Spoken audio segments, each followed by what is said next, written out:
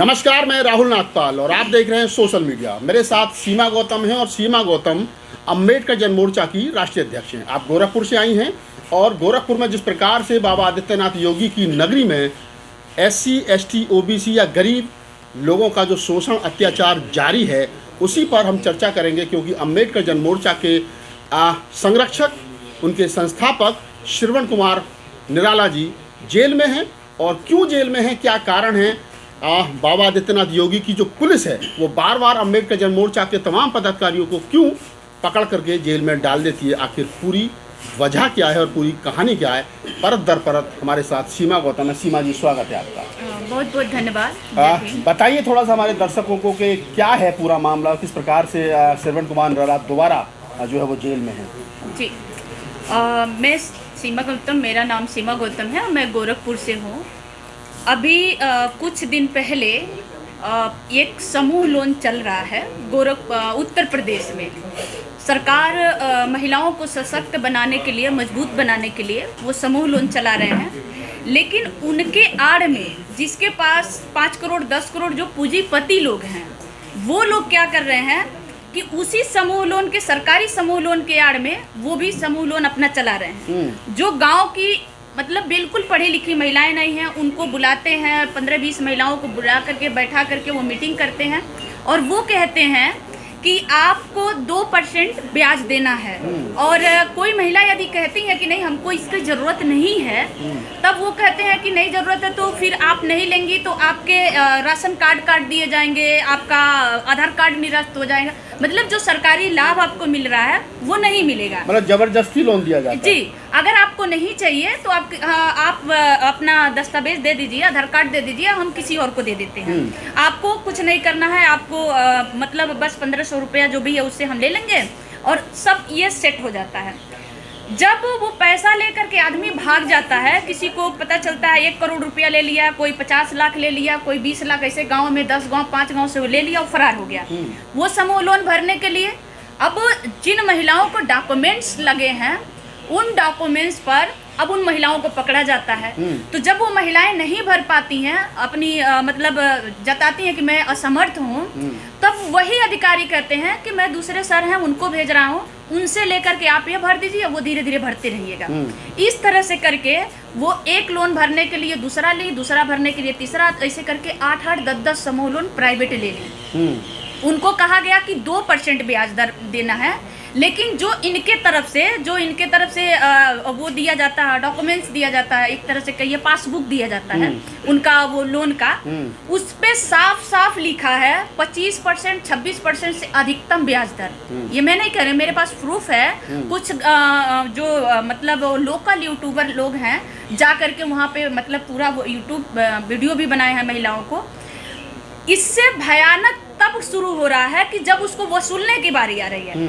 हफ्ते दर हफ्ते, मतलब हफ्ते में पैसा वसूला जा रहा है। अगर कोई महिला मतलब उसके आभूषण है वो बेच दिया, गाय बकरी भेड़ बकरी सब ने बेच दिया, फिर भी वो लोन नहीं चुकता कर पाई, तो वो घर छोड़ के भाग गई या ताला मार के चली गई कहीं, तो उसका ताला तोड़ा जाता है। उसके गैर मौजूदगी में उसके कीमती जो भी सामान है उसको वो लोग क्या करते उठा लेते हैं। चाहे गैस सिलेंडर हो, राशन हो, घर में कोई भी फैन हो, टीवी हो, कुछ भी हो, उसको ले जा करके बेच देते हैं। ये मैं नहीं कह रही हूँ, ऐसे आपको सैकड़ों वीडियो मिलेंगे यूट्यूबरों के जो आपको मैं दे सकती हूँ। उसके बाद भी उनकी जी नहीं भरता है तो रात के 11 बजे तक, 9 बजे तक, 10 बजे तक उस महिला के घर पे बैठे रहते हैं। खुद को बेचो, मतलब मैं आप यहाँ सामने मैं वो वर्ड नहीं प्रयोग कर सकती हूँ, इतनी गंदी वर्ड कहते हैं कि कहीं से भी लाओ, खुद को बेच के लाओ, लेकिन तुमको देना ही पड़ेगा। गालियाँ तक देते हैं। इससे जी नहीं भरता है तो कहते हैं अगर किसी महिला के घर पे अगर कोई जवान लड़की है, बड़ी लड़की है, तो कहते हैं तुम्हारी बेटी को उठा के ले जाएंगे, उसके साथ बेइज्जत करेंगे। ये वीडियो है, बेटियां जो है ना, छोटी छोटी बेटियां जिनके साथ ऐसा करते हैं, उनकी भी वीडियो है कि किस तरह से मतलब मानवता को शर्मसार कर रहे हैं। जब ये मैं गोरखपुर में मैं एक सोशल एक्टिविस्ट हूँ। श्रवण कुमार निराला जी एक संगठन चलाते हैं, अम्बेडकर जन मोर्चा। हम लोग पिछले बार से आंदोलन कर रहे हैं, गरीबों के मुद्दों पे आंदोलन कर रहे हैं। जब पिछले बार भी हमें जेल भेजा गया था झूठा आरोप लगा के कि गला दबाने की, कमिश्नर की गला कमिश्नर के नाजिर के गला दबाने की बात कही गई और हम लोगों पे झूठा आरोप लगाया गया, जबकि जिला जज ने ये मतलब साक्ष्य मतलब उन्होंने ये अपने रिपोर्ट में लगाया कि गला दबाने का कोई प्रमाण नहीं मिला, कोई गले पे खरोच नहीं मिला, जो रिपोर्ट आई थी डॉक्टर की। तो उन्होंने मतलब ये फर्जी मुकदमा बनाया। लेकिन हमें उस समय भी हमारे पत्रकार जो मतलब दलित पत्रकार थे, जो लेखक थे, जो सोशल एक्टिविस्ट थे, कुल मिलाकर 15-16 लोगों को जेल भेजा गया था, जो लगभग महीने दिन तक जेल में रहे झूठे एफआईआर में।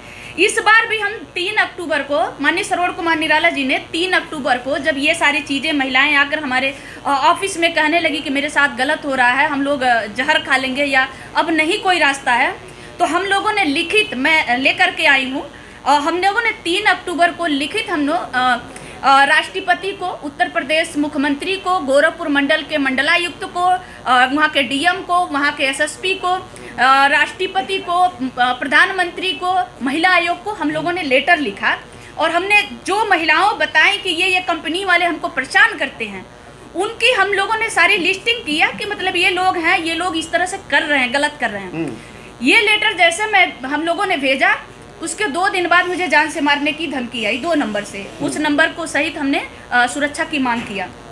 इन लोगों को लगा कि अब हम कुछ नहीं कर सकते। हम लोगों को बिल्कुल नहीं पता है कि हमारे नाम पर जा कर के उन्होंने पैसा लिया कि नहीं लिया। जिस क्षेत्र में हमारी कार्यशैली नहीं है, मतलब हम जहाँ रहते हैं वहाँ से 70-80 किलोमीटर 90 किलोमीटर दूर, जिस जिला में हमारा काम नहीं है, जिस जिले में हमारे कोई पदाधिकारी नहीं है, कोई हमारा साथी नहीं है, उस जिले के मतलब फरिंदा थाना क्षेत्र के अंतर्गत हम लोगों के ऊपर एफआईआर लगाया गया, एफआईआर किया गया। एफआईआर में ये कहा गया कि सीमा गौतम, श्रवण कुमार निराला जी इस फरिंदा थाना क्षेत्र के अंतर्गत वो एक गांव में गए, 500 रुपया वो लिए, महिलाओं से दस्तावेज बदलवाए, जबरदस्ती अंगूठा लगाए। किस गांव में हम गए ये मेंशन नहीं है। भाई हमने दस्तावेज बदलवाए तो वो भी तो आप पेपर में चाहे कहीं भी तो दीजिए कि इस पे इनके अंगूठा लिए, इस पे इन्होंने इस महिलाओं के लिए। कोई उनके पास एविडेंस नहीं है। बस एक शक के आधार पर उन्होंने क्या किया, श्रवण कुमार निराला जी को उन्होंने पहले उठाया। जैसे गोरखपुर में हमारे साथ जातिवादी हिंसा हो रहा है, गोरखपुर की पुलिस पहले उठाती है, श्रवण कुमार निराला जी को उठा लेगी और हमारे घर पे तुरंत छापा मरवा देंगे। मतलब उनको उठाने के आधे घंटा या 1 घंटा बीतता है, मेरे घर पे तुरंत पुलिस आ जाती, छापा मार देती, तो मैं हम लोगों को पता चल जाता कि मतलब वो अरेस्ट हो गए। जब उठाते हैं पुलिस वाले तो किसी को बताते नहीं, कानो कान खबर नहीं होती है कि किस थाने में, किस जगह, किस जिले में उनको उठाया गया। ले जाने के 8 घंटा 10 घंटा 15 घंटा बाद तब पुलिस वाले ये डिसाइड करते हैं कि अब इन पे क्या केस लगाएं, कौन सा धारा लगाएं, किस धारा में इनको लंबा हम जेल भेज सकते हैं, इनको मानसिक प्रताड़ना दे सकते हैं, शारीरिक कष्ट दे सकते हैं, किस धारा में इनको लंबे तक हम भेजें। तब वो 15 घंटा 14 घंटा 10 घंटा के बाद वो डिसाइड करते हैं। फिर जब अपने पास बैठा लेते हैं तब हमारे ऊपर एफआईआर करते हैं। इसलिए गोरखपुर में जब हम ये बात अपने लोगों से बात करने लगे कि हमारा कोई कांटेक्ट नहीं है, अगर हम गए हैं तो कोई प्रूफ हमको दीजिए, हम गए हैं तो जांच करिए, हमारे फ़ोन का जांच करिए, हम गए होंगे तो हमारा लोकेशन तो मिलेगा। हम कोई भी मंदिर पे अगर बुलाए, अचानक महिलाएं, मुझे नहीं पता कहाँ से अफवाह फैलाया, किसने फैलाया, अचानक से गोरखनाथ मंदिर पे 13-14 अक्टूबर को हजारों की संख्या में महिलाएं पहुंच गई कि हमारा समूह लोन माफ हो रहा है। तो हमारा सवाल है, कहीं ना कहीं वो महिलाओं को प्रताड़ित किया जा रहा है, तभी तो वो महिलाएं इतने संख्या में पहुंची। अगर महिलाएं पहुंच भी गई तो आप एक तरफ लिख रहे हैं कि इनके पास एक फॉर्म मिला है जिसमें 1500 रुपया लिया गया है और इन महिलाओं से इनको कहा गया समूह लोन माफ हो जाएगा, आप 1500 रुपया हमें दे दीजिए।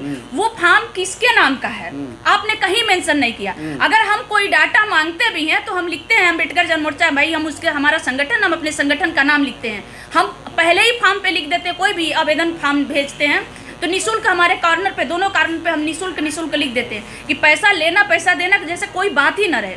लेकिन फिर भी हमारे ऊपर आरोप लगाए गए हैं। श्रवण कुमार निराला जी को 32-35 दिन से उनको जेल में डाला गया है।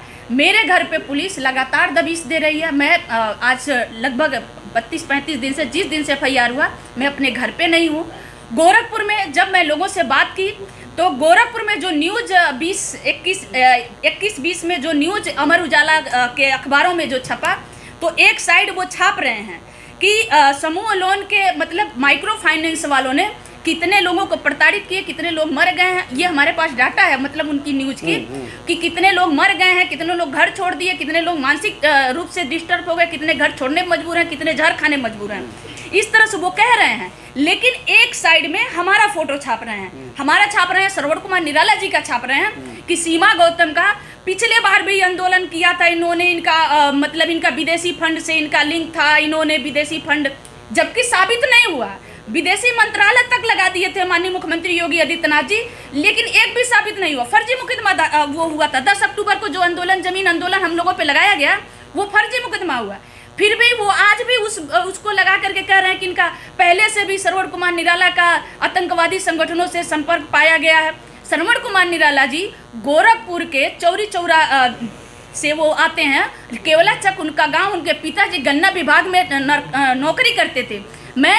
मैं एक गरीब घर की बेटी हूँ, मेरे माता का हत्या कर दिया गया, मैं अपने माँ के न्याय दिलाते दूसरों के न्याय के लिए लड़ने लगी। आज इतना बड़ा हमारा कारनामा बन गया, इतना बड़ा आंदोलन हो गया, तो आज मैं आंदोलन कर रही हूँ मैं जमीनी मुद्दे के लिए, और जबकि अपनी बात कहने के लिए हमारा राइट है, किसी की बात करने के लिए हमारा राइट, हमारा अधिकार है। तो हम अगर शांतिपूर्वक से अगर हम आंदोलन कर रहे हैं, अपनी बात कर रहे हैं, तो जातिगत दुर्भावना को लेकर के हम मुख्यमंत्री के शहर में रहते हैं, जो वो जुमलेबाजी जो भी करते हैं, विकास की गंगा बहाते हैं, उसी चीज़ को हम दिखाते हैं कि भाई यहाँ पे दलितों के साथ हो रहा है, पिछड़ों के साथ हो रहा है, शोषित के साथ हो रहा है, अत्याचार हो रहा है, आप नहीं सुन रहे हैं। तो उसको देखते हुए मैं किसी बेटी के साथ अगर रेप हुआ, हत्या हुआ, अगर मैं आवाज़ उठा देती हूँ तो मेरे घर पे पुलिस छापा मार देती है। अगर मैं आंदोलन की बात कर देती हूँ, मैं समर्थन दे रही हूँ, कोई आंदोलन कर रहा है सामाजिक, और मैं कह देती हूँ, सोशल मीडिया पे मैंने लिख दिया कि मैं इस आंदोलन की समर्थन करती हूँ, तो रात में हमारे घर पे पुलिस छापा मार देती है। ये इसका कारण सिर्फ और सिर्फ है कि मैं दलित हूँ, और दलित होने की वजह से हम लोगों का दमन किया जा रहा है। हम लोगों के दमन करने की ये हमारा पूरा कोशिश कर रहे हैं कि हमारे रिकॉर्ड जो है क्रिमिनल रिकॉर्ड बने। पुलिसों द्वारा ये धमकी दी जाती है कि अगर आपने ये काम नहीं बंद किया तो आपके खिलाफ जिला बदर किया जाएगा, गैंगस्टर लगाया जाएगा। मेरे भाई को उठाया गया, पिछले आंदोलन में मेरे भाई को उठा लिया गया, मेरे रिश्तेदारों के जिनसे हमारा कोई ताल्लुक नहीं, हमारे रिश्तेदारों को उठा लिया गया। तो इस तरह से दमन हमारा गोरखपुर में हो रहा है, और गोरखपुर में इसलिए हो रहा है कि हम दलित हैं। वहाँ पे लोग हमारा साथ नहीं दे रहे हैं, छाप रहे हैं, एक तरफ छाप रहे हैं कि हाँ माइक्रो फाइनेंस वाले गलत करें।